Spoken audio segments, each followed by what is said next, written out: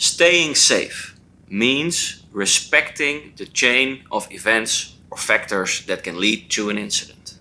But to be able to respect it, you first got to understand that chain, to know what the different links in the chain are. This episode provides you with some practical examples of people weakening their own, so to speak, safety chain by having sloppy before launch procedures. Now, this episode features paragliding specific examples, but I'm sure that you hang gliders and powered paragliders out there can easily translate these to your own circumstances and have the exact same takeaway from this episode.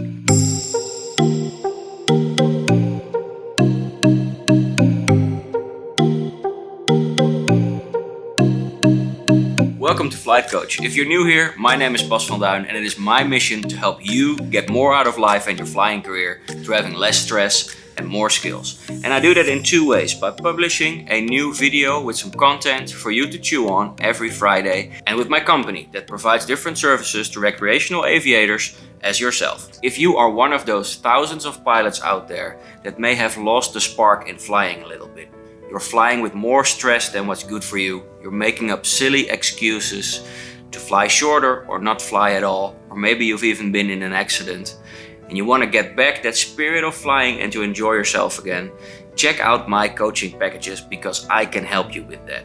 See the link in the description down below. Did it go well, or did you do it well? That's one of the main questions that I always ask my students or other pilots when evaluating an incident or a near miss. And usually I get that exact same puzzled look as I'm seeing on your face now. Because you think those two are identical, right? No, it's not the same. From a safety mindset perspective, these are opposites actually. So let me explain. There is always a chain of events, of factors that together form the basis for a certain outcome of an incident. Now let's do a little thought experiment. Let's consider a pilot. And there are actually two versions of this exact same pilot. Version A has a lot of recent flying experience, recently had his glider checked and approved. He does some very proper pre-launch checks and he is a relaxed and fit person. Now this, you can see it by his posturing, is version B, the exact same pilot. This version of the pilot has not flown recently. His glider has been checked years ago for the last time. He is quite sloppy with his pre-launch procedures. He did not sleep well in the past few days leading up to his flying trip, and he is such a busy guy that he does not have time to work out. He's not very fit, he's not very relaxed. When we're evaluating a nasty situation that happens, of course there is always the element of chance, of randomness that you encounter. No two situations are the same, we hear that a lot in our air sports. But in this thought experiment we can make the factor of randomness exactly identical. We're gonna bring both versions of this pilot into the exact same nasty and challenging situation. Now let's consider which version of this pilot has the largest chance, after encountering this very nasty situation, to at the end of the day having a proper evaluation and drinking a beer with his friends. And which version of this pilot has the largest chance of spending the evening being visited by his friends while being in a hospital bed. Chance certainly has impact on what happens to you, but it is all the other things that are perfectly within your control that have way more impact on what the outcome of a certain situation is. I want to help you in this episode make sure that the things you have control over are all in pristine shape, so you're setting up for success instead of setting up for failure. So in this episode we're going to take a look at some real life practical examples you can encounter at any launch anywhere in the world at any time And that's exactly what I did on my most recent flying trip. Now please note, it is not my intention to shame or blame anyone here. That's also why I made the people in the video unrecognizable. But to get more skills, it is important to learn from unskilled behavior. So all the examples we're going to talk about individually may appear like very small and correctable mishaps. But when combined with other factors, and there are always other factors involved when we're talking about incidents, together they can lead to huge problems. Wearing a harness without having your leg straps closed. He was walking around like this for at least 10 minutes, talking to other people, wearing the harness over his shoulders without having the leg straps fastened. Now the risk here is thinking that everything is buckled up because you feel your harness on your body. And if the check after this is improper, you run a huge risk of taking off without your leg straps fastened.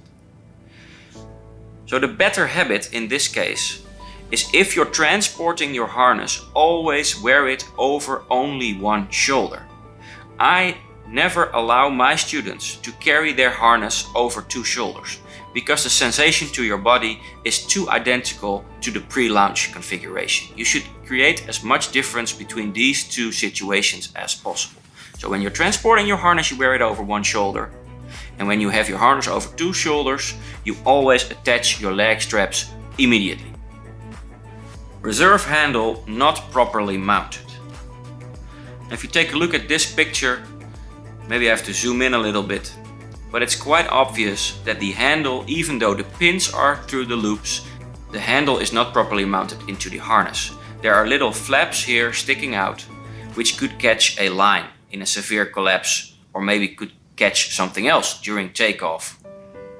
I actually spoke to this person before taking the picture, and he told me this was perfectly normal. This is how we always had the handle. I have assembled a lot of emergency parachutes, also in this specific type of harness, and I know that he is just wrong. So I pointed out some other people on takeoff that were wearing the same harness, and those did not have these flaps sticking out. I of course could have also shown him the manual that can be freely downloaded from the internet nowadays, that would also have shown that was incorrect. The point here is, know your gear. Sitting on your harness. This person is sitting on her reserve, squeezing out the air. This increases your opening times when you need to deploy your reserve. That is a bad thing. You want to have as little opening time or height as possible. That means more margin for you. Compare it to deflating an air mattress. You could fold it over a few times, or you could use a pump to pull a complete vacuum to drain every last bit of air from the mattress. Which one do you think takes longer to inflate? Never sit on your reserve. Putting the harness down on the wrong side. So what is on the right side of most harnesses? Yes, the emergency reserve handle. Now if you put the harness on top of the emergency reserve handle, that handle might come undone when you lift the harness again. Or it might get tangled in anything that's growing there. I have seen quite a few involuntary deployments on takeoff because of this exact reason. Can you imagine what happens when your reserve falls out when you're taking off? Let's just say it is a very unpleasant experience. Make sure to always have the handle visible, to put the handle on top. Protector not properly inflated. This harness is not supposed to look like this. The protector is not working. This person has a risk of having reduced protection when during flying it does not pop into place. Especially with an airbag protector, always pull the harness into the shape as best as possible before takeoff to have maximum protection. Glider positioning being too close. Now look at this situation. I took a picture from quite close and then from a bit further away. There was more than enough room to position 20 gliders on this takeoff next to each other with enough spacing. But that's not what they did. They placed the tips almost touching each other. Now what happens? When a glider launches, you get a high pressure area in front of the wing, in front of the leading edge, and a low pressure area at the rear. That low pressure area wants to get compensated, which lifts the wing that is next to it. So when one of the two pilots launches, the other wing will move and probably get bent out of shape.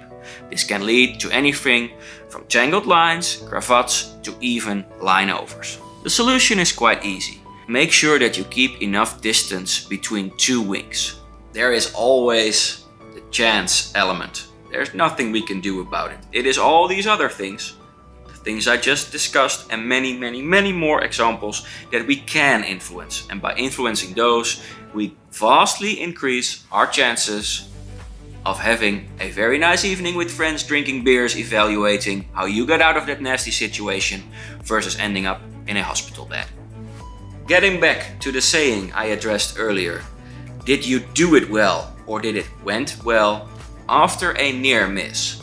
Saying, whew, that went well, you are behaving passive. You are like the passenger. Oh, that was a bad joke, right? You are then actually saying, I am glad that the chance demons did not catch me this time. I don't want to see that anymore. I did well, or maybe not. This is what we call captaincy. It means taking responsibility for all the things that you did or could have done better in this specific flight. You are accepting that there is a chance element over which you have absolutely no influence, but instead you focus on what you have done and could have done better. I'm very curious to hear what your most recent experience is with yourself or someone else setting up for failure. Let me know in the comments down below. If this episode brought value to you, please press that like button, share it with your friends, and consider subscribing to the channel to get your weekly dose of something to chew on. See you next time. See you in the air.